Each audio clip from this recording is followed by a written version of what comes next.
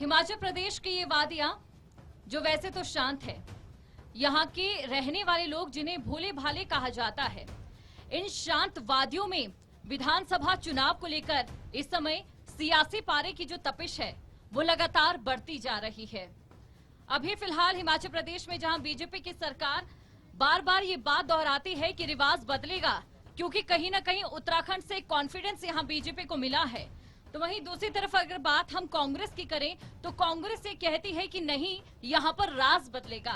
अब ऐसे में देखने वाली बात ये है कि क्या रिवाज बदलेगा या राज बदलेगा, या बाकी जो दल है कहीं ना कहीं वो गेम ही बदल देंगे, ये यहाँ पर देखने वाली बात होगी। और इसके लिए चर्चा के लिए हमारे साथ यहाँ पर मौजूद है अलग अलग पार्टियों के प्रवक्ता, जो आपके सामने मौजूद रहेंगे, जो तमाम आपके सवाल हैं, जो जनता से जुड़े मुद्दे हैं, उनका जवाब वो देंगे। 5 साल में कितना विकास हुआ और कितना हो सकता था, आने वाले 5 साल सत्ता की कमान किनके हाथों में जाएगी, ये तमाम सवाल हम आपको बताएंगे। हमारे साथ कांग्रेस के एसएस जोगटा जी हमारे साथ मौजूद रहेंगे, वहीं दूसरी तरफ बीजेपी के संजीव देष्टा जी हमारे साथ मौजूद रहेंगे, सीपीआईएम से संजय चौहान हमारे साथ यहाँ पर मौजूद रहेंगे, वहीं आम आदमी पार्टी से चमन राकेश आजटा जी यहाँ पर हमारे साथ मौजूद रहेंगे।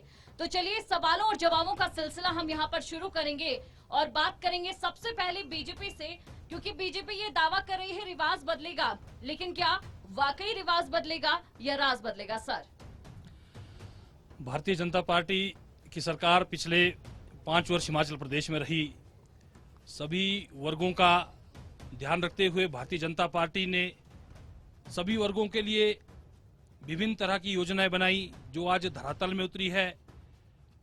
और जिस तरह से हम रिवाज बदलने की बात कर रहे हैं, आज तक हिमाचल प्रदेश में आने और जाने वाली सरकारें रही, और जिस तरह से हमने 5 साल में काम किया, निश्चित रूप से हम रिवाज बदलेंगे। उसका उदाहरण आप समुद्र के किनारे गोवा और एक पहाड़ी राज्य मणिपुर, उसके बाद उत्तर प्रदेश के बाद उत्तराखंड के बाद हवा हिमाचल की ओर आ गई है। निश्चित रूप से जिस तरह से हिमाचल प्रदेश में लाल और हरी टोपियों का रिवाज बदला, उसी तरह से राजनीतिक रिवाज भी बदलेगा। भारतीय जनता पार्टी सत्ता में आएगी और फिर से जो काम अभी चल रहे हैं उनको और स्पीड अप करना भारतीय जनता पार्टी का लक्ष्य है। तो आप तो ये कह रहे हैं कि रिवाज बदल जाएगा, उत्तराखंड में ऐसा देखा गया, गोवा में ऐसा देखा गया, लेकिन जरूरी हो जाता है जो मुद्दे इस समय हिमाचल प्रदेश के मुख्य विपक्षी दल यानी कि कांग्रेस उठा रहा है, उनसे ये जानने का कि क्या वाकई रिवाज बदलेगा या फिर राज बदलेगा। धन्यवाद। पहले तो मैं आपके लोकप्रिय चैनल का के माध्यम से प्रदेश की जनता को अपना अभिवादन देता हूँ, नमस्कार करता हूँ। और जैसे अभी कहा गया है, ना बदलेगा रिवाज पर बदलेगा राज। अगर किए होते कुछ काम तो बदलता रिवाज, ये है नटशेल में सारा काम। और उसके अलावा रिवाज तब बदलते हैं अगर कोई काम किए होते हैं। तो मेरा इनको ये रिक्वेस्ट रहेगा कि अभी आपने मैनिफेस्टो जारी किया है, पिछले 5 सालों में इन्होंने सिर्फ अगर कोई 5 काम भी किए हैं जो सीधे सीधे पब्लिक को इफेक्ट करते हैं, प्रदेश की जनता को, उसका श्वेत पत्र भी जारी करें, फिर पता चलेगा कि कितने काम इन्होंने किए हैं। क्यों रिपोर्ट कार्ड लेके तो ये आए नहीं, अभी पब्लिक के बीच में गए नहीं कि हमने ये काम किए हैं। तो मेरा आरोप है सीधा सीधा कि ये 5 काम गिनवाए, चाहे वो बेरोजगारी की समस्या को लेकर के है, चाहे वो सेब और बागवानों के लोगों को लेकर के है, चाहे वो दूसरे जो फाइनेंशियल क्रंचेज हैं उनको इम्प्रूव करने के लिए जो जनरेशन फाइनेंस का होना चाहिए था वो किस लेवल तक है। ये तो 75,000 करोड़ रुपए का कर्जा है सिर के ऊपर। प्रदेश की जनता का एक रोम कर्जे के ऊपर डूबा हुआ है, कर्जे में डूबा हुआ है। तो मेरा ये अनुरोध रहेगा, इनसे ये पूछिए कि आपने ऐसे कौन से काम किए हैं। ओपीएस का किया है, कर्मचारियों के पे स्केल, पंजाब पे स्केल टोटो नहीं दिया अभी तक किस्तों में जो कितने अमाउंट की किस्तें बननी है, कितना वो अमाउंट था जिसमें तो किस्तों में एरियर देना है, वो कुछ नहीं है। अगर कहीं गलती से विभागों में एरियर भी बना है तो ट्रेजरी वाले बोल रहे हैं कि सर एरियर तो 2016 से पेंडिंग है। बिल्कुल, और उसके भी डिडक्शन कर रही है एट सोर्स। जो 16 से एरियर पेंडिंग है उसका ब्याज क्यों नहीं मिला हमें? हमारी गलती है क्या जो आपने 22 में दिया? तो मेरा मतलब ये है, जैसे जयराम ठाकुर जी ने विधानसभा में कहा था ओपीएस को देने के लिए कि ओपीएस के जितने भी कर्मचारी हैं वो चुनाव लड़े, तब ओपीएस पेंशन लगेगी। ये कौन से मुख्यमंत्री की एक गैर जिम्मेदाराना जो स्टेटमेंट है प्रदेश कर्मचारियों को शर्मसार करने की, ये मुझे जवाब चाहिए आज। बिल्कुल तमाम सवालों के जवाब यहाँ पर मांगे जाएंगे, लेकिन अब हम सीपीआईएम से ये जान लेते हैं, क्योंकि देखिए सर, बीजेपी ये कह रही है कि बीजेपी रिवाज जो है वो बदल देगी, कांग्रेस ये कह रही है कि कांग्रेस राज बदल देगी, लेकिन आपको क्या लगेगा कि इन विधानसभा चुनावों में वाकई क्या बदलेगा? देखो, लोकतंत्र के अंदर ये जो बदलने का काम है, इसमें मुख्य जिम्मेवारी जनता की है, ना मेरे संजीव भाई की है, ना जोगटा जी की। तो जनता ने मन बना दिया है कि आज जो महंगाई है, बेरोजगारी है, किसान बागवान आज संकट में है पूरे प्रदेश के अंदर, उसके चलते विभिन्न आंदोलन आप देख रहे हैं सरकार के खिलाफ चल रहे हैं। चाहे कर्मचारी सड़कों पर है अपनी पेंशन को लेकर, किसान बागवान जो है, जो सब्सिडी खत्म हो गई है, जो उसकी उत्पादन को उचित दाम नहीं मिल रहा उसको लेकर, तो ये तो तय है कि सरकार बदल रही है। और ये जो सरकार ने पिछले 5 वर्षों के अंदर नीतियां, सरकार बदल रही है यानी कि कांग्रेस आ जाएगी? वो तो डेफिनेटली, जब रिवाज वही है, कोई दूसरी तीसरी ताकत तो है नहीं है। लेकिन सर, सीपीआईएम एक बड़ी ताकत क्यों नहीं बन पाई? आप खुद जानते हैं कि अगर बात रामपुर बुशहर से ऊपर के इलाके की करें तो बहुत अच्छे से सीपीआईएम ने हमेशा सेठ के मुद्दे या बाकी मुद्दे उठाए हैं, लेकिन क्यों स्टैंड नहीं कर पाई सीपीआईएम आम जनता के दिल में? मैं आपको बता रहा हूं, क्योंकि जो राजनीतिक ताकत जो चुनाव के अंदर है वो जिस तरीके से चलती है, ये भाजपा के मेरे भाई अभी कह रहे थे, गोवा के अंदर, केरल जो देश का सबसे पढ़ा लिखा राज्य है, वह इनकी 0 है सीट। अगर ये देश के अंदर बात कर रहे, हमारे जो देश की सुंदरता है, ये जो फेडरलिज्म है, इसके अंदर ये राय किसी पार्टी की ताकत कम रही है राजनीतिक रूप से, किसी की ज्यादा रही। परंतु एक चीज आज आप देख लें, किसान का आंदोलन हो, कर्मचारी का, मजदूर का आंदोलन हो, पूरे वर्ष भर जो है यही पार्टी सीपीआईएम है जो उन मुद्दों को उठाती रही। तो इसलिए आज आपने देखा है विधानसभा के अंदर एक एमएलए हैं राकेश सिंघा, जो ठियोग से चुनकर गए हैं। मैं ठियोग की जनता को भी बधाई देता हूं। चाहे कर्मचारी का मुद्दा हो, चाहे बागवान का मुद्दा हो, चाहे किसान का मुद्दा हो, वही एक विधायक है जो मुद्दों के आधार पर जो है राजनीति करते हैं। बाकी पेंशन में दोनों एक है, जब पेंशन बढ़नी हो, इनकी सैलरी बढ़नी हो, कांग्रेस और भाजपा एक है। परंतु जब कर्मचारी की पुरानी पेंशन बहाली की बात हो तो एक उसको लागू करता है, दूसरों उसको आगे ले जाने की बात करता है। तो नीतिगत परिवर्तन जब तक नहीं होगा तब तक सही मायने में रिवाज नहीं बदलेगा। मैं आप लोगों से आग्रह करता हूं, मीडिया के लोगों से भी, ये जो नैरेटिव सेट किया जा रहा है, ये तो परंपरा है। रिवाज बहुत बुरी चीज है, बहुत बड़ी चीज है। रिवाज उस दिन बदलेगा जिस दिन नीतिगत परिवर्तन होगा, जिस दिन मेरे किसान को जो है उसके उत्पादन का लाभकारी मूल्य मिलेगा।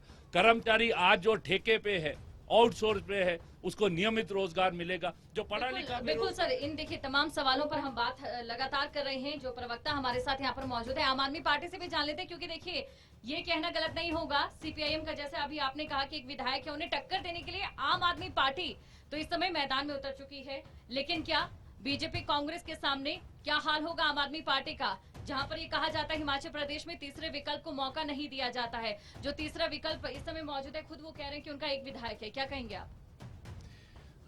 सबसे पहले तो आपका धन्यवाद। मैं सिर्फ इन दोनों से यही पूछना चाहता हूँ, इन लोगों ने ना काम किया है ना काज किया है, लेकिन इस देश के साथ और इस प्रदेश के साथ मजाक बहुत किया है। अगर इन लोगों में हिम्मत होती, इन लोगों ने जो खून पसीने की लोगों की मेहनत का पैसा उड़ाया है, मजे किए हैं, इनको करोड़ों के होर्डिंग्स नहीं लगाने पड़ते। आज इनके राष्ट्रीय नेता को गली गली जा करके वोट ना लेने होते। हम जैसे व्यक्ति अकेले चुनाव लड़ रहे हैं, किसी नेता का इंतजार नहीं करते। क्यों? ये जनता पढ़ी लिखी जनता है। क्यों घूम रहे हैं? इनको पूछिए आप। दिल्ली में हमने प्रचार करने के लिए तो दिल्ली के सीएम अरविंद केजरीवाल भी आए थे, वो भी घूमते नजर आए प्रचार के लिए। वो केवल और केवल, अगर आपको मैं एक बहाना, वो हमारे एक 15 सितंबर को रैली हमने ठियोग में करनी सुनिश्चित की थी, जिसमें अरविंद भाई को आना था, और मैं खुद उसमें मुझे इन्वॉल्व होना था, लेकिन क्योंकि वो बागवानों के मुद्दे के लिए वहां आने वाले थे, तो हमारी पार्लियामेंट्री कॉन्स्टिट्यूंसी के अंदर जो एक रैली होनी थी, तो मुझे ये जिम्मा था, क्योंकि मैं लोकसभा प्रभारी भी था, तो मैंने ये कहा कि जो सेंटर पॉइंट है भाई, मैं सेल्फिश अगर होता तो मैं शिमला में करवाता वो रोड शो। मैंने ये कहा कि क्योंकि एक ही रैली मिलनी है तो सेंटर में आप करवाइए, ताकि मेरे जो 16 साथी और लड़ रहे हैं तो उनको भी वहां पर के आने का सुविधा हो, आराम से आए। और दिल्ली का जो चुनाव लड़ा गया, इनमें हिम्मत है दोनों में? बताइए, आज 75 साल, 5-5 साल, 72 के बाद तो 50 साल हो गए, हर बार बारी में तो ये एक शब्द बोल दे, जनता तो पढ़ी लिखी है कि अगर हमने काम किए हैं तो हमें वोट देना, वरना मत देना। है इनमें हिम्मत? हमने 2020 में गली गली जाकर नहीं, सिर्फ एक ऐलान किया कि अगर हमने काम नहीं किया है तो वोट मत देना। कांग्रेस के मित्र को तो दोबारा शून्य लगी थी वहां पे। और भाजपा का क्या हाल अच्छा, है? क्योंकि आपने 400 दिल्ली मंत्री, बिल्कुल 400 मंत्री वहां पर, विधायक से लेकर, विधायक इनके मंत्री से लेकर के सांसद से लेकर के, अगर इन्होंने इतना जबरदस्त इनमें वो था तो दिल्ली में क्यों नहीं जीत पाए ये? दिल्ली के साथ कहीं ना कहीं हिमाचल प्रदेश के विधानसभा चुनावों की बात जहां पर हम कर रहे हैं, तो फ्रीबीज को लेकर भी बात होगी, क्योंकि फ्रीबीज का जो मुद्दा है, यानी कि जो मुफ्त की घोषणाएं यहां पर की जाती हैं, उनका जो जनाधार है पीछे, या किस रणनीति पर वो दिया जाएगा आम जनता को उन घोषणाओं का लाभ, ये देखने वाली बात भी रहेगी। देखिए, क्योंकि बीजेपी की बात करें तो बीजेपी की ओर से मैनिफेस्टो जारी कर दिया गया है और कहीं ना कहीं महिला आबादी पर बेहद यहाँ पर फोकस किया गया है। कांग्रेस की बात करें तो कांग्रेस की ओर से भी जो वादे किए गए हैं, उन वादों में सबसे पहले महिलाओं का जिक्र मैं यहाँ पर करना चाहूंगी। 1500 रुपए देने का वादा कर रही है कांग्रेस महिलाओं को, लेकिन 1500 रुपए में जब आप खुद कहते हैं कि बीजेपी की सरकार में महंगाई बढ़ गई है, तो क्या होगा? देखिए, बीजेपी वालों ने महिलाओं को तवज्जो दी है 33%। सर, 1500 रुपए काफी है? 1500 रुपए इनके लिए तो काफी है। आपके जो नेता है वो ये कह रहे थे कि जो 1500 रुपए जो दिए जाएंगे, या जिस तरीके से घोषणाएं की गई हैं, उसके पीछे की जो रणनीति है, किस तरीके से वो पैसा अर्जित होगा, जबकि हिमाचल प्रदेश कर्ज में डूबा हुआ है, तो उन्होंने उनकी जुबान फिसलती नजर आई। आप लोगों के नेता खुद ही नहीं जान रहे हैं कि कहां से वो पैसा आएगा, किस तरीके से वो आम जनता तक दिया जाएगा? हमारे नेताओं को सब पता है। हमने इकोनॉमिस्ट बिठाए थे उसको जब मैनिफेस्टो तैयार हो रहा था। देखो, पावर सेक्टर में इतनी अपार संभावनाएं, how to generate the money, वो भारतीय जनता पार्टी ने प्राइवेट सेक्टर में बेच दी। जहां पर हमारे हजारों बेरोजगार तो लगने ही लगने थे, रॉयल्टी हमें मिलनी थी, पंजाब से जो हमारा हिस्सा अभी तक नहीं मिला वो इन्होंने नहीं लाया, वो हम लाएंगे। और टूरिज्म के क्षेत्र में अपार संभावनाएं प्रकृति ने बना करके तराश करके हमारी पहाड़ियां देखती होंगी आप ऊपर, उसमें सिर्फ थोड़ा सा काम। सर, अपार संभावना हिमाचल प्रदेश में तो हमेशा से ही रही है, फिर भी हिमाचल प्रदेश कर्जे में डूबता गया। इनकी भी सरकार रही, आपकी भी सरकार रही, पर इन्होंने जो सरकार लोगों ने पिछली टाइम बदली थी, वो इसलिए बदली थी कि वे कुछ ये करेंगे, प्रदेश की जनता को ये था कि ये कुछ ज्यादा ही करेंगे। हमने तो 1947 से लेकर आज तक, जैसे कहा गया है, जैसे आम आदमी पार्टी वाले लोग कह रहे हैं कि 75 साल से कुछ नहीं किया। जब भारत आजाद हुआ था 1947 में, तो हमारे पास जो है भारतवर्ष में 220 करोड़ रुपए का बजट था, जिसमें से 55 करोड़ रुपए जो है पाकिस्तान ने मांग लिया। उसमें से जो 55 करोड़ रुपए लेस करके उससे नेहरू जी ने देश को चलाया, जबकि देश के अंदर सुई का एक कारखाना भी नहीं था। What to talk of other technology and medical technology, space and, आज चांद की बात कर सकते हो आप, मेडिकल फील्ड में कहां आगे चला गया देश, उसकी बात कर सकते हो आप, इसरो की बात कर सकते हो आप। बहुत सारी चीजों का जो अपार जो अपॉर्चुनिटीज नेहरू जी ने और कांग्रेस ने 17 सालों में स्थापित की है देश के अंदर, जो आज वर्ल्ड के दूसरी एडवांस कंट्रीज के एट पार हम होने को जा रहे हैं। उन नेताओं की इज्जत है दिल में, लेकिन मौजूदा जो हालात कांग्रेस में नेताओं के बीच बने हुए हैं, उसको लेकर आपसे हम जरूर सवाल पूछेंगे। लेकिन पहले आपसे, क्योंकि आप बेहद यहाँ पर मुस्कुरा रहे हैं, आपसे हम ये जानना चाहेंगे, लगातार आप ये सवाल उठाते रहे कि आम आदमी पार्टी की ओर से मुफ्त की घोषणाएं की जाती है। दिल्ली में आपने इसका प्रचार किया, कांग्रेस के ऊपर आपने ऐसा आरोप लगाया जब उत्तराखंड में प्रचार किया जा रहा था, लेकिन हिमाचल में क्या आपको नहीं लगता कि आपने भी कुछ ऐसे ही कर दिया है? सर, देखिए, भारतीय जनता पार्टी ने जो कहा वो किया, जो नहीं कहा वो भी किया। इसके विषय में मैं बाद में आपसे बात करूंगा, परंतु उससे पहले मैं जोगटा जी की एक बात का जवाब देना चाहता हूं। जैसे इन्होंने कहा कि हम 1500 रुपए पर महीना महिलाओं को देंगे, वैसे इन्होंने 2012 में भी कहा था हम युवाओं को युवा बेरोजगारी भत्ता देंगे 1000 रुपए पर महीना। 2012 में इन्होंने युवाओं के साथ ठगीठोरी की और इस वर्ष महिलाओं को ठगने की तैयारी कर रहे हैं। और जोगटा जी तो जब ये आम आदमी पार्टी से इन्होंने कांग्रेस द्वारा से ज्वाइन करी थी, तब इन्होंने अपने इंटरव्यू में कहा था कि 8 कांग्रेस 60 भाजपा। ये तो पहले ही हार मान चुके हैं। इस बात की जनता भी गवाह है, इन्होंने अपने इंटरव्यू में कहा था। जहां तक आम आदमी पार्टी की बात आती है, मैं गारंटी के साथ कह सकता हूं, आम आदमी पार्टी की हिमाचल प्रदेश के अंदर 68 की 68 विधानसभा में जमानत जब्त होने वाली है। सर फ्री की घोषणा है, फ्री की घोषणा याद दिला दो। आम आदमी पार्टी करती है, भारतीय जनता पार्टी नहीं करती। और आपने भाई स्कूटी संजय का वादा किया है, भाई संजय साइकिल जी का वादा किया है। भाई संजय जी की बात का जवाब भी मैं दे देता हूं। भाई संजय जी ने कहा कि रिवाज नहीं बदलेगा, ताज बदलेगा। पर ताज बदलने की बात भी इन्होंने एक फ्रेंड, मैंने सरकार का ये हिंदुस्तान आजाद हो गया, ताज तू छोड़ दो। देखिए ताज की बात तो देखिए ताज, हम रजवाड़ा शाही की बात हम भी नहीं करते, परंतु सरकार बदलेगी इन्होंने कहा। परंतु इन्होंने ये नहीं कहा कि सीपीएम आई कहीं स्टैंड कर। इन्होंने एक फ्रेंडली मैच की बात करते हुए कहा कि कांग्रेस की सरकार आ सकती है, परंतु अपने आप को कहीं भी इन्होंने फील्ड में नहीं आंका कि इनका अपना एजेंडा क्या है, ये किस एजेंडे पे चुनाव लड़ रहे हैं। अच्छा चलिए यही सवाल सीपीआईएम से हम पूछ लेते हैं, लेकिन आप भी बातों से बचते जरूर नजर आए हैं। हमने आपसे स्कूटी को लेकर सवाल पूछा, साइकिल को बचा कर रखिए, आगे भी आपके पास आएंगे। जी सर, अगर अभी विधानसभा चुनावों को लेकर अगर बात करें, सीपीआईएम का स्टैंड क्या है और सीपीआईएम किस तरीके से जनता के दिल में उतरेगी? क्योंकि ये कहना गलत नहीं है, आम आदमी पार्टी की चाहे जमानत जब्त हो या ना हो, लेकिन तीसरे विकल्प के रूप में जहां पर पहले सीपीआईएम का नाम आता था, वहां आम आदमी पार्टी भी आज खड़ी है। लेकिन लोकतंत्र में हर पार्टी को चुनाव में और मैदान में उतरने का अधिकार है, वो हमारे संविधान ने दी। भाई देष्टा जी जमानत जब्त करने की बात कर रहे हैं, मैं याद दिला दूं, अभी 4 उपचुनाव हुए थे। इन्हीं की जो कॉन्स्टिट्यूएंसी है जुब्बल कोटखाई, सत्ता में होते हुए इनके प्रत्याशी, भाजपा के प्रत्याशी की जमानत जब्त हुई है। ये लोकतंत्र की ब्यूटी है। जनता जो है तय करती है लोकतंत्र में। हाँ, लोकतंत्र में इसलिए लोकतंत्र के अंदर जनादेश सबसे बड़ी बात है। आपने फ्री बीज पर बात की है, मुझे नहीं मालूम कि देष्टा जी क्यों मुकर गए हैं। वो तो पहले 60 यूनिट का नहीं, पहले 60 यूनिट इन्होंने घोषणा की, 125 यूनिट दे भी दे चुनाव के दौरान, परंतु कहां पर देने, हकीकत क्या है? आपने सही प्रश्न तो दी, आप वही कह रहा हूँ। हाँ, इसलिए है ना, बिल्कुल ठीक मैंने कहा है। ये तो मना कर रहे थे कि हम नहीं दे रहे हैं, है ना। मैंने कहा है कि दे रहे हैं, लोगों को मिला है। 72,000 करोड़ का कर्जा है। हकीकत क्या है? सरकार कैसे चलती है? सरकार संसाधनों के आधार पर चलती है। 72,000 करोड़ का कर्जा है। 5 साल पहले 48,000 करोड़ का कर्जा था।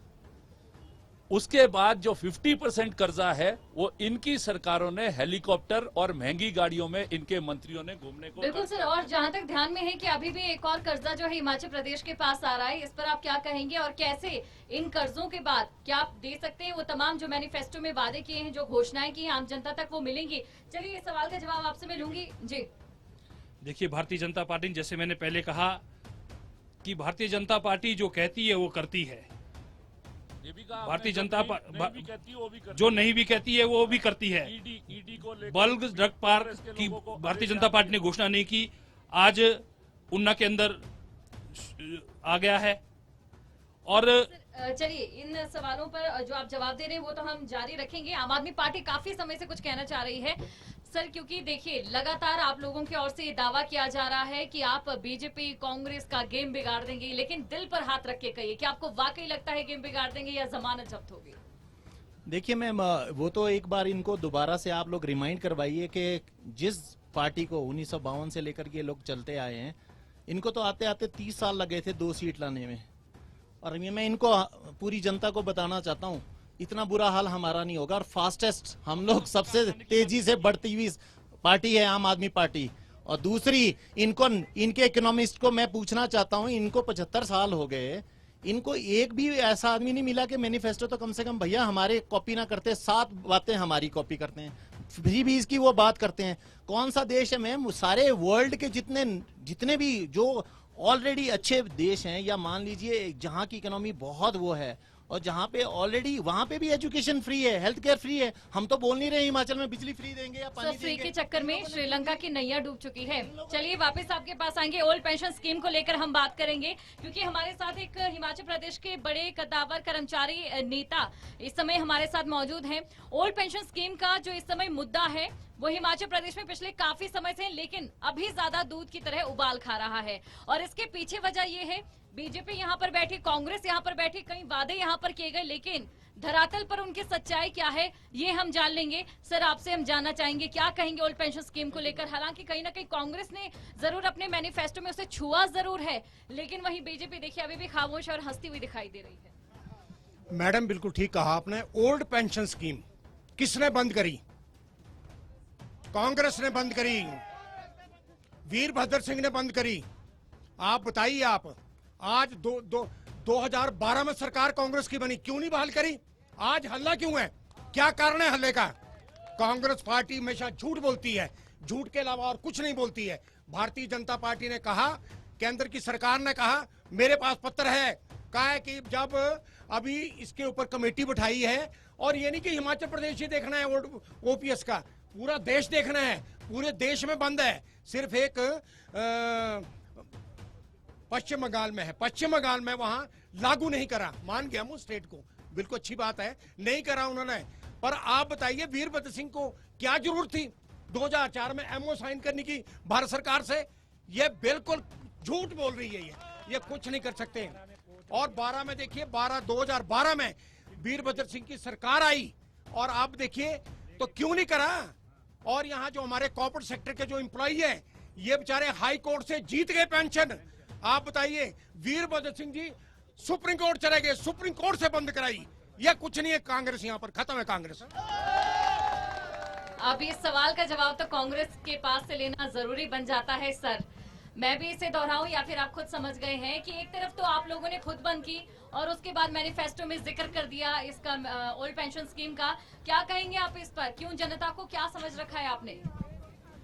देखिए ऐसा है, ये जो 2003 में अटल बिहारी वाजपेयी जी माननीय प्रधानमंत्री भारत सरकार के हुआ करते थे, उन्होंने मैक्सिमम स्टेट्स को जो फाइनेंशियल कंट्रीज के नीचे हैं उनको आकर के एक एमओयू साइन करवाया, जबरदस्ती करवाया, और ओल्ड पेंशन स्कीम जो है बंद कर दी। आपने कहा कि हम महिला को 1500 रुपए देंगे, तो क्या 1500 रुपए में एक महिला अपने घर का गुजारा कर पाएगी? और भी लोग हैं सर, एक मिनट। नहीं, ये भाजपा जी ने अगर कहा था तो ये तो स्टेट की मर्जी थी कि वो कर सकती, इसको करती कि नहीं करती, पर वीरभद्र जी पहले मुख्यमंत्री जी ने इसको लागू किया है। एक और सवाल यहाँ पे भी। जोगता जी, आप कह रहे हैं कि जो 1500 रुपए है वो उनके लिए काफी है, उनके मतलब महिलाओं के लिए। और मैं आपको बताना चाहूंगी, आपके जो युवराज है विक्रमादित्य सिंह, क्योंकि आपके परिवारवाद की राजनीति तो हिमाचल प्रदेश में भी हावी है, और उनका वीडियो में विद यहाँ पे एविडेंस हुई कि आपके जो मुकेश अग्निहोत्री ने जब घोषणा की थी 1500 रुपए की, तो आपके युवराज ने उसके 2 अगस्त को ये कहा कि इस तरह की गौरी घोषणाएं ना की जाए, क्योंकि हिमाचल प्रदेश पहले से ही कर्ज में डूबा है। और मेरे पिताजी स्वर्गीय वीरभद्र सिंह जी कहते थे कि उतने ही पैर फैलाएं जितनी चादर है। उसके बाद आपके जो वरिष्ठ नेता है आनंद शर्मा जी, अभी हाल ही में 4 दिन पहले उन्होंने कहा कि मुझे नहीं पता है कि ये इस तरह की जो घोषणाएं कर रहे हैं, और आप इस मंच से कह रहे हैं कि उन्हें सब पता है। इट मीन्स कि आपके जो नेता हैं वो लोगों के बीच में आके झूठ बोलते हैं, और वो खुद ही आपके जो लीडर ऑफ ऑपोजिशन है उनकी कही बात को टालते हैं। तो चलिए, कुल मिलाकर ये जनता के सवाल हैं। और देखिए, हम बार बार ये कहते हैं कि हिमाचल प्रदेश की जो जनता है, ये जो दूसरे राज्य की जो मतदाता है उनसे थोड़ी अलग है, खामोश है, लेकिन क्या पता हाथ में जो खत हो वो खता का हो, ये बड़ा सवाल यहाँ पर बन जाता है। सर, बहुत सारे सवाल हो गए और इन सवालों का एक सधावा जवाब हम आपसे जरूर लेना चाहेंगे। बीजेपी के भी पास हम आएंगे, क्योंकि कर्ज में अगर हिमाचल प्रदेश डूबा है तो जाहिर तौर पर आप दोनों ही पार्टियों ने राज किया है। सवाल आपसे ये पूछा जाएगा, विधानसभा चुनावों में मैनिफेस्टो पर बात होगी, लेकिन ये उससे पहले और सबसे बड़ा मुद्दा है। जी सर। देखिए, जो वाजपेयी जी वाली बात है ये बिल्कुल फैक्ट है, इसकी नोटिफिकेशन है। उसके बाद अगर भारतीय जनता पार्टी सत्ता में आई है तो इन्होंने क्यों नहीं लागू कर दी वो पेंशन आज की उसकी डेट में? चलो, हमने कुछ नहीं किया, व्हाट दे डिड अल्टीमेटली जब ये सत्ता में आए। बात करते हैं महिला सशक्तिकरण की। अभी 2 साल की बच्ची से रेप हुआ है कुल्लू के अंदर, हाथरस का रेप हुआ, जला दी। और गुड़िया कांड के इन्होंने घोषणा की थी इलेक्शन से पहले कि उसका एक्शन लेंगे। उन्होंने क्या किया है आज तक, ये बताया जाए मुझे। ये तो और आप लोगों ने ये हारते हुए लोग जो हैं आज ये हारने के कगार पे और इस तरह का हो हल्ला कर रहे हैं। चलिए चलिए, क्योंकि हम बीजेपी के नेता से सवाल पूछ लेते हैं और इनसे ये सवाल पूछते हैं कि जहां पर ओल्ड पेंशन स्कीम को लेकर जिस तरीके से बीजेपी बार बार ये आरोप लगा रही है, लोग बार बार आरोप लगा रहे हैं कि क्यों ऐसा हो रहा है और क्यों ओल्ड पेंशन स्कीम इन्होंने रोकी, तो जान लेते हैं बीजेपी से कि बीजेपी ने क्यों नहीं लागू की। नीयत तो बीजेपी की भी साफ नहीं नजर आ रही है, ना मैनिफेस्टो में इसको लेकर कोई जिक्र। देखिए, भारतीय जनता पार्टी, जैसे मैंने कहा कि भारतीय जनता पार्टी ने एक कमेटी गठित की है। उस कमेटी का निर्णय बहुत जल्द आएगा कि ओपीएस पे भारतीय जनता पार्टी का क्या स्टैंड रहने वाला है। मैंने पहले भी कहा, भारतीय जनता पार्टी जरूरी नहीं कि किसी बात की घोषणा करे। हिमाचल प्रदेश में बहुत सारे ऐसे काम हुए हैं जिनकी कभी भारतीय जनता पार्टी ने घोषणा नहीं की। सीधा बजट भेजा, डीपीआर बनवाई और धरातल पर काम उतारा। जहां तक किसान बागवानों की बातें लोग करते हैं, 248 करोड़ की लागत से हिमाचल प्रदेश की नई मंडियों को बनाना, पुरानी मंडियों के नवीनीकरण हेतु आज 22 योजनाएं धरातल पर उतरी है। आज हिमाचल प्रदेश के किसानों को दिल्ली, चेन्नई और अन्य राज्यों में अपना सेब बेचने के लिए नहीं जाना पड़ता। जहां तक अदानी की बात करते हैं, अदानी भारतीय जनता पार्टी के समय नहीं बल्कि कांग्रेस के समय आया है। इस बात को मैं क्लियर कर दूं आपको।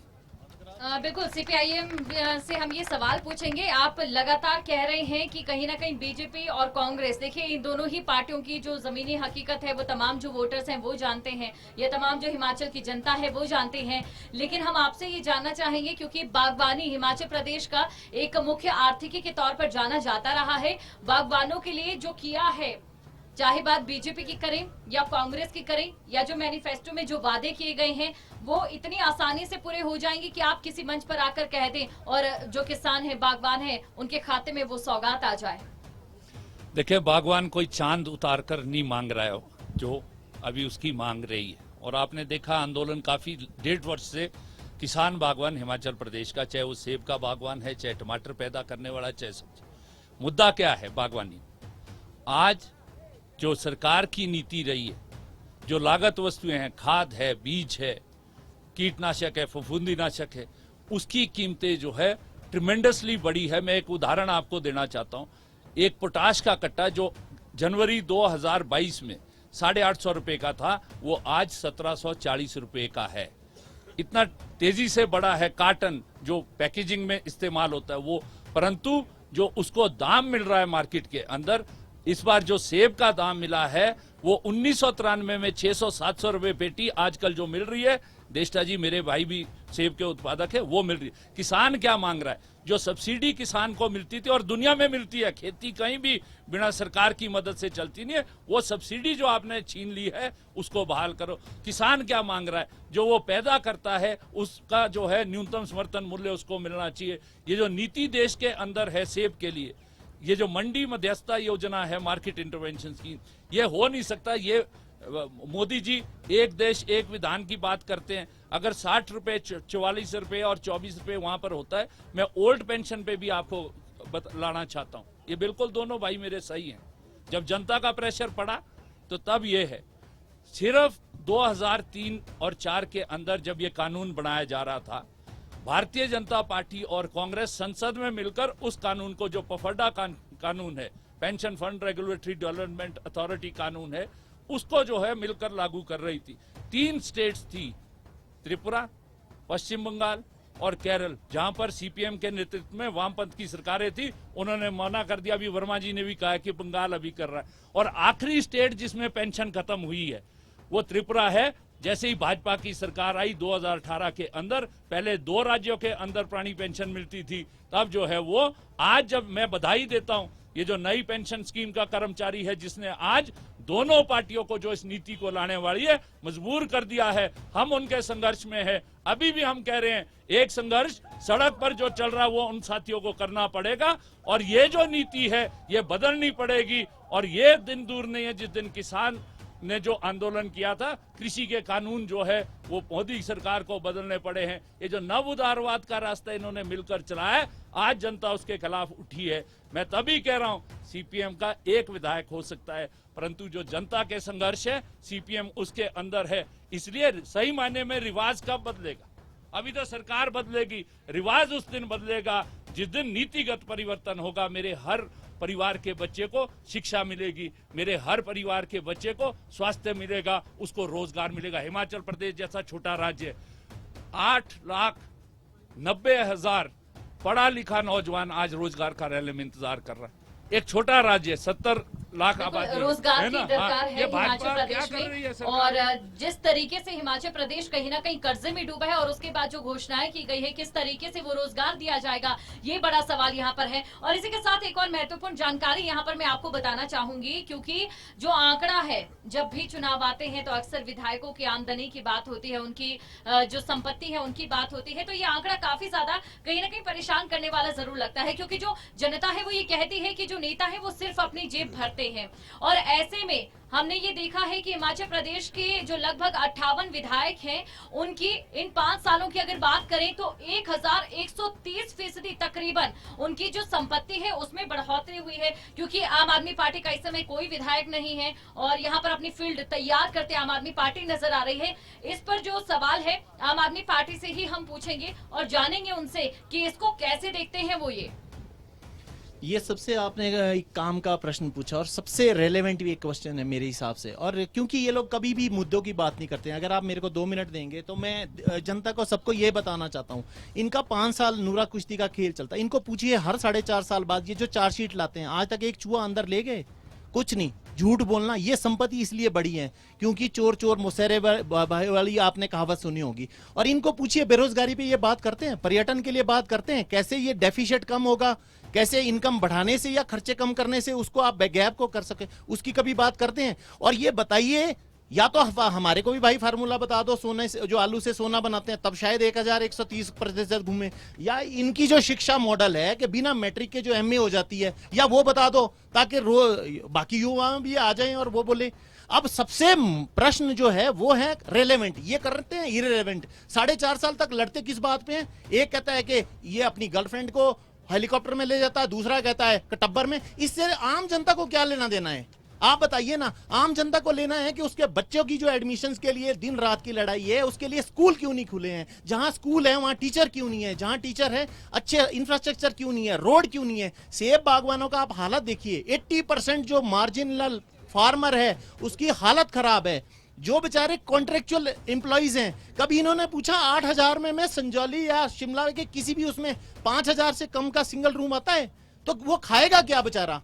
कभी इन्होंने पूछा उस बेरोजगार ने घर में जाकर के अपनी माँ बाप को क्या पैसा देना है, वापस भेजना, जो गांव में उम्मीद लगा के बैठे हैं कि बेटा गया है शहर में पैसा कमाने? कभी इन्होंने उन व्यापारियों को पूछा है कि आपका जो व्यापार के साथ कंपटीशन है ग्लोबलाइजेशन के लिए, उसके लिए हम क्या करें? कभी इन लोगों ने ये पूछा है कि महिलाओं के लिए? सर देखिए, जिस तरीके से मैं मानती हूँ कि ये कुछ मुद्दे हैं और इनके बारे में जरूर हम इनसे सवाल पूछेंगे, लेकिन जैसी लहर पंजाब में देखी गई थी वैसी जो लहर है हिमाचल में तो बिल्कुल भी नहीं है। तो आम आदमी पार्टी का जनाधार क्या होगा? एक बार फिर से दिल पर हाथ रखिए, ये बता दीजिए, आपने पहले भी नहीं बताया। बिल्कुल। अभी आप ये बात बताइए, चलिए हम ये मान के चलते हैं हमारी लहर नहीं है, तो फिर ये डरते क्यों हैं? ना हमारे पैम्पलेट्स लगने देते हैं, ना हमारे झंडे लगने देते हैं। करोड़ों अरबों रुपए में ये लोग खर्च कर रहे हैं। इनके राष्ट्रीय नेता यहाँ पर है, प्रधानमंत्री यहाँ पर है, मंत्री यहाँ पर है, तो फिर ये डर किस चीज से रहे हैं? इन्होंने तो काम किए हैं मैम, इन्होंने क्यों आ रहे हैं? ये क्यों डरते हैं हमसे? अब तो हम पहली बार चुनाव लड़ने आए हैं, पहली बार अपनी बात सिर्फ जनता से ये कह रहे हैं कि भैया ये लोग बार बार ये तो हर साल 5 साल बाद देख ही चुके हैं इनका चेहरा। हम तो केवल और केवल एक मौका मांग रहे हैं और लिख के दे रहे हैं कि अगर 5 साल बाद हम लोग दोबारा आए, वोट काम पे नाम पे मांगेंगे। सर आप ही के पास आ रही हूँ और मेरा सवाल ये है कि 5 साल में देखिए विधायकों की तो आय तो बढ़ी, आपके पास भी आऊंगी, लेकिन कहीं ना कहीं जो प्रति व्यक्ति है उसकी आय की अगर हम बात करें तो अभी भी कुछ ज्यादा अच्छे हालात नहीं है। ये राज जरा आम जनता को भी बता दीजिए।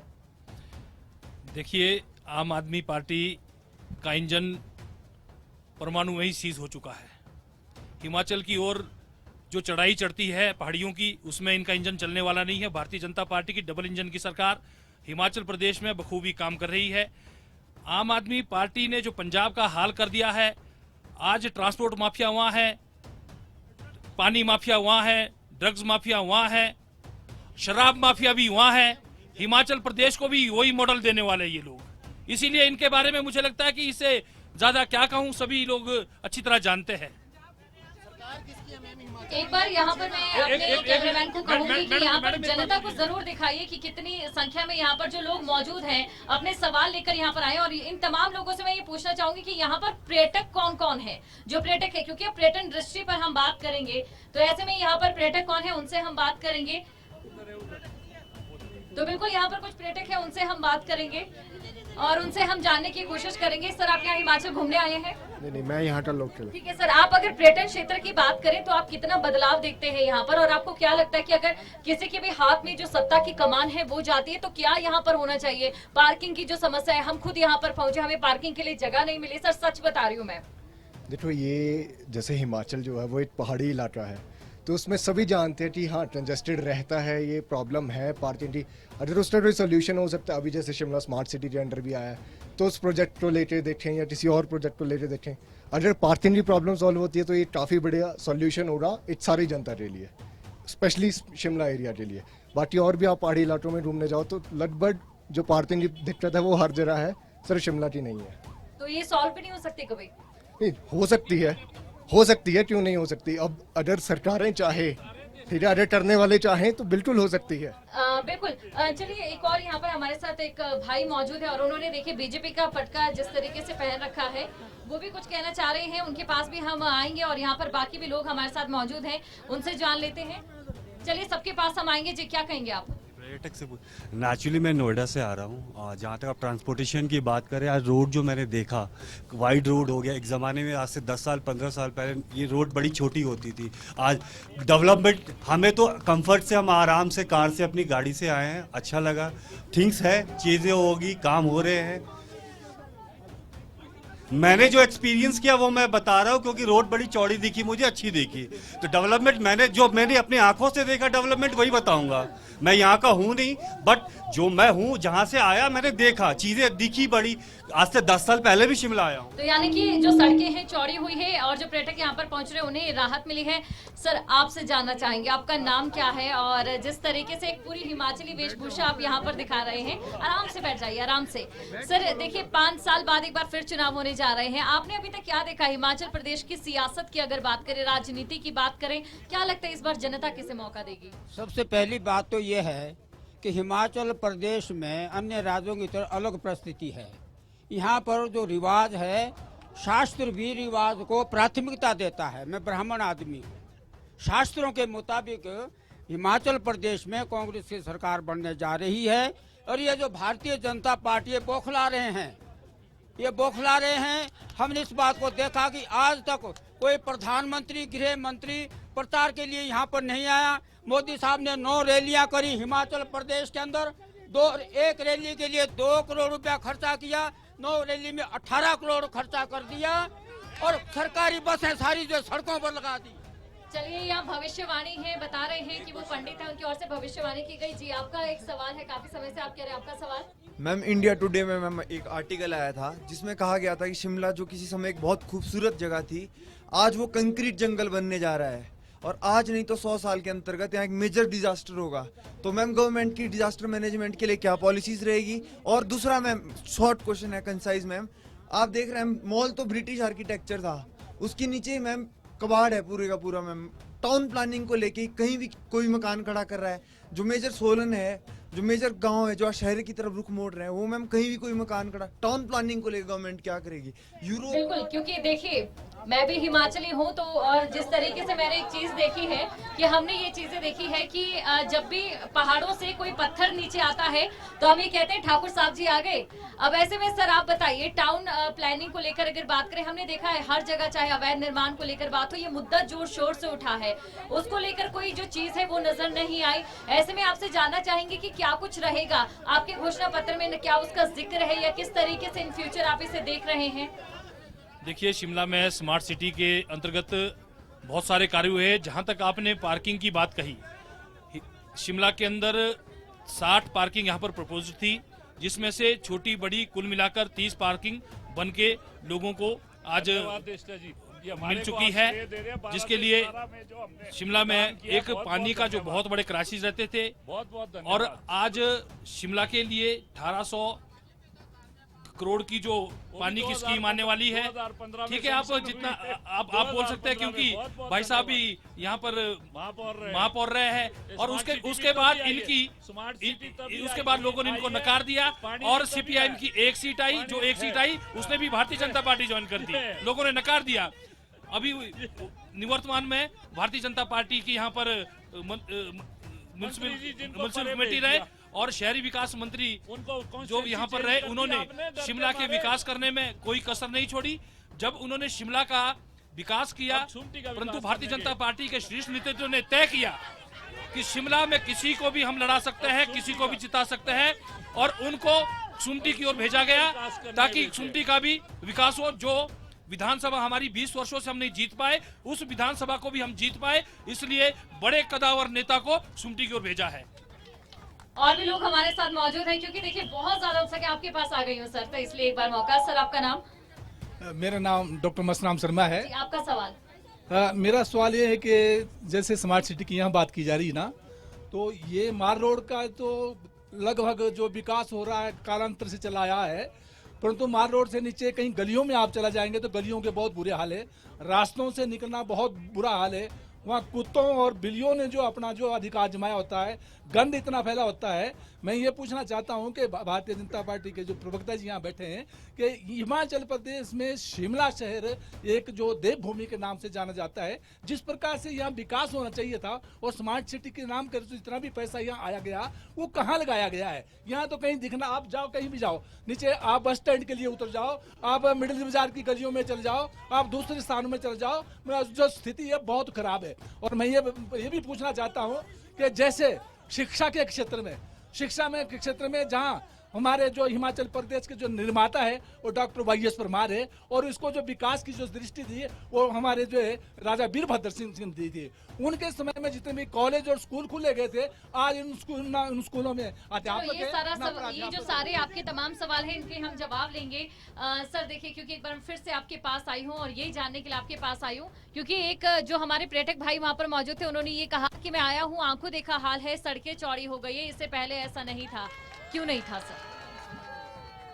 देखो ऐसा है, आज की डेट में जिस तरह से भारतीय जनता पार्टी का एक नारा था, सबका साथ सबका विकास, मैं इसमें और जोड़ता हूँ सबका विकास तो कुछ नहीं हुआ, लेकिन सबका विनाश जरूर हुआ और कांग्रेस का विनाश जरूर। और आज जो है जो सड़कें इन्होंने परमाणु से भाई साहब ने कहा है कि सड़कों की बहुत बुरी हालत है। जो भी सड़कें हिमाचल अपर एरिया की सड़कें देख लीजिए, उसमें सड़कों में गड्ढे नहीं है, बल्कि सड़क ही गड्ढे में।